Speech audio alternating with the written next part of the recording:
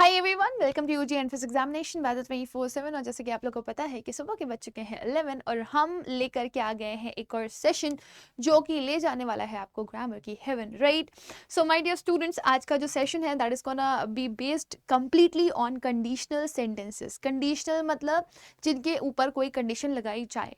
जैसे कि मैंने कहा, अगर तुम गए तो मैं रो पड़ूंगी, अगर तुमने खाना नहीं खाया तो मैं हंसूंगी ही नहीं, अगर तुमने मेरा इंतजार नहीं किया तो मैं तुमसे रूठ जाऊंगी। तो इस तरह के जो कंडीशंस बनती हैं उससे ही बनते हैं आपके कंडीशनल सेंटेंसेस। आपको ये याद रखना है, ये कंडीशनल सेंटेंसेस जो हैं वो हमेशा दो पार्ट ऑफ सेंटेंसेस से मिलकर के बने होते हैं। ये कभी भी अकेले नहीं आ सकते, सिंगल सेंटेंसेस में कन्वर्ट नहीं किए जा सकते, राइट।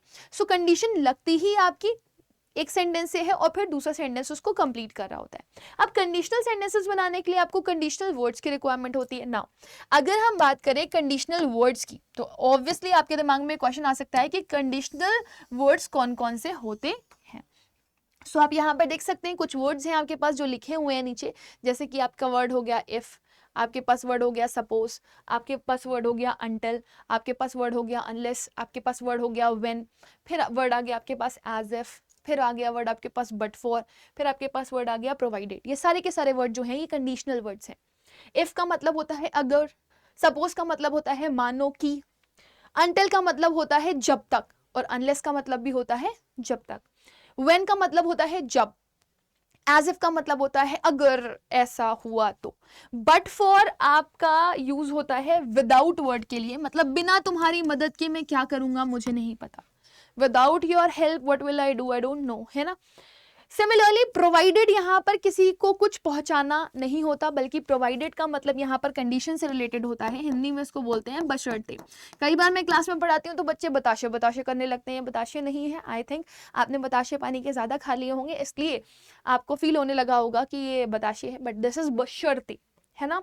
मैंने कहा मैं तुम्हें ना एक चॉकलेट दूंगी या फिर मैं तुम्हें एक बड़ा सा सर्टिफिकेट दूंगी अगर आपने अपना एग्जाम जो है वो क्लियर कर लिया बहुत अच्छे से। अगर आप इंग्लिश में 200 आउट ऑफ 200 मार्क्स ले आए तो इस अगर की जगह पे मैं बशर्ते वर्ड का भी इस्तेमाल कर सकती हूँ। बशर्ते आप मुझे 200 में से 200 नंबर ला करके दिखाओ। So somehow this word can be said as an Urdu word, right. So I hope this is quite clear. ये वर्ड्स आपको याद ही करने पड़ेंगे क्योंकि इन्हीं पे बेस्ड आपके जो मल्टीपल रूल्स हैं वो यहाँ पर दिए गए हैं। अब सबसे पहला रूल क्या कहता है? सबसे पहला रूल कहता है कि आपके जो दो कंडीशनल वर्ड्स हैं वो एक साथ एक सेंटेंस में यूज नहीं हो सकते। Ma'am what does it mean कि हमारे पास दो जो कंडीशनल वर्ड्स हैं वो एक साथ एक सेंटेंसेस में यूज नहीं हो सकते? ठीक है। सो मैं यहाँ पर एक छोटी सी चीज रब करना चाहूंगी और यहाँ पर इंस्टेड इसकी जगह पर मैं एक वर्ड चेंज कर देती हूँ। दो कंडीशनल वर्ड्स एक साथ एक सेंटेंसेस में यूज नहीं हो सकते। कैसे, आइए देखते हैं। मैंने कहा suppose if you hurt me, मानो कि अगर तुम मुझे हर्ट कर देते हो, कॉमा what will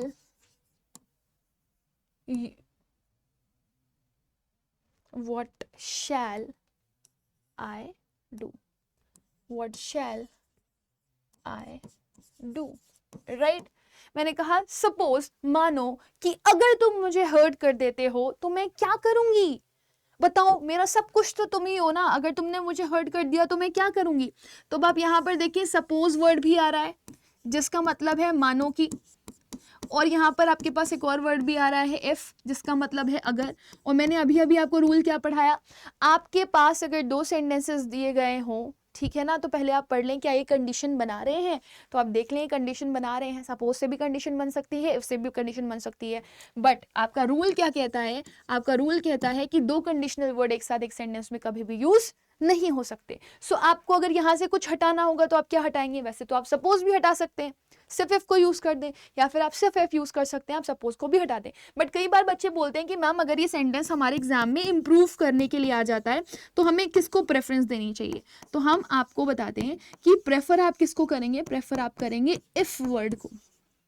क्योंकि if is one of the most prominent word जो कि आपके इंग्लिश में बहुत ज़्यादा यूज होता है. सो अगर आपका कंडीशनल सेंटेंसेस से रिलेटेड ये क्वेश्चन आ जाता है और आपसे पूछा जाता है सेंटेंस को इंप्रूव करो, तो आप सपोज को रिमूव कर देंगे और इफ को रहने देंगे, क्योंकि मानो कि और अगर दोनों ही कंडीशंस बता रहे हैं तो दो कंडीशनल वर्ड एक साथ एक सेंटेंसेस में नहीं आते. I hope this is quite clear to everybody, right. So इसी के साथ मैं आप लोग को यहाँ पर एक क्वेश्चन का जो होमवर्क साइट है वो भी देना चाहती हूँ. मतलब आपको ये क्वेश्चन एज होमवर्क करना है इन योर कॉपी. मैंने यहाँ पे सेंटेंस लिख दिया, suppose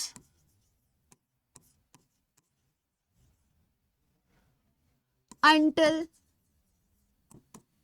she comes, comma, I will wait here. ठीक है ना. अब आपको बताना है, अब यहां पर देख रहे हैं ना आप, क्या देख रहे हैं, यहाँ पे सपोज वर्ड भी लिखा हुआ है और अंटिल वर्ड भी लिखा हुआ है. ठीक है ना. और अगर आपको इन दोनों में से कोई वर्ड यूज करना होगा, ठीक है, तो मैं आपको बोलूंगी कि आप अंटिल को प्रेफरेंस दें क्योंकि अंटिल मोस्ट कॉमन है. लेकिन आप मुझे बताएंगे कि इस सेंटेंस में आपका एरर क्या है and how will you improve this sentence. How will you improve. ठीक है. और आप इसमें एरर भी बताएंगे कि आपका एरर क्या होगा.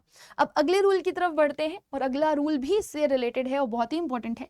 अगले रूल को भी हम लोग हाईलाइट कर लेते हैं जरा यहाँ पर, क्योंकि ऑब्वियसली इसकी भी उतनी ही इंपॉर्टेंस है जितने की पिछले रूल की. लिखा हुआ है future tense can not be use together with the conditional sentence. अगर आप किसी सेंटेंस को बना रहे हैं तो उसमें फ्यूचर टेंस का यूज नहीं करेंगे. क्या मतलब है फ्यूचर टेंस का? फ्यूचर टेंस कैसे बनता है सेंटेंस में? जब उसमें विल और शैल लग जाता है तभी तो फ्यूचर बनता है, राइट. समझ रहे हो ना.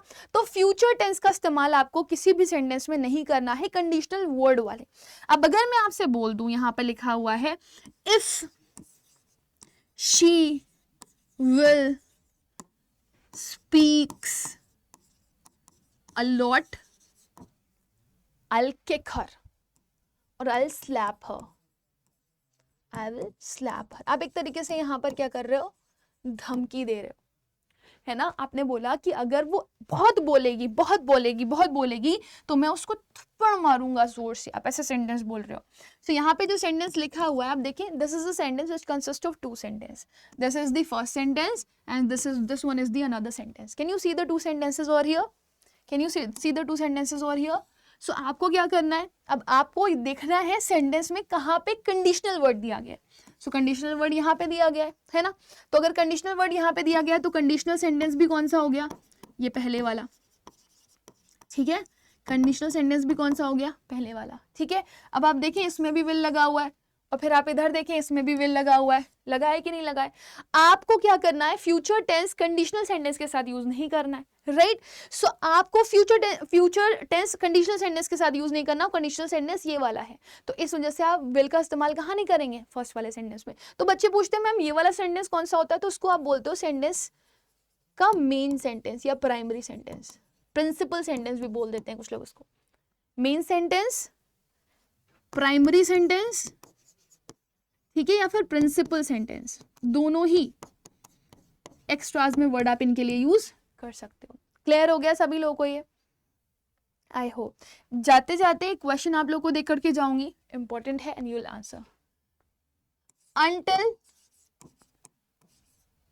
she will work hard, comma, she will not get success. ठीक है. तो आप मुझे यहाँ पे बताएंगे सेंटेंस में क्या गलत है, ठीक है, और उसको किस तरह से आप इम्प्रूव करेंगे. This is something which I want to see in the comment section after the video. और जिसने भी मुझे इसका आंसर सही किया उसको मैं एक हार्ट दे दूंगी. ठीक है. चलिए, और सेशन को शेयर ज़रूर करते रहा करिए, ठीक है, लाइक ज़रूर कर दिया करिए अगर आपको सेशन अच्छा लग रहा है तो.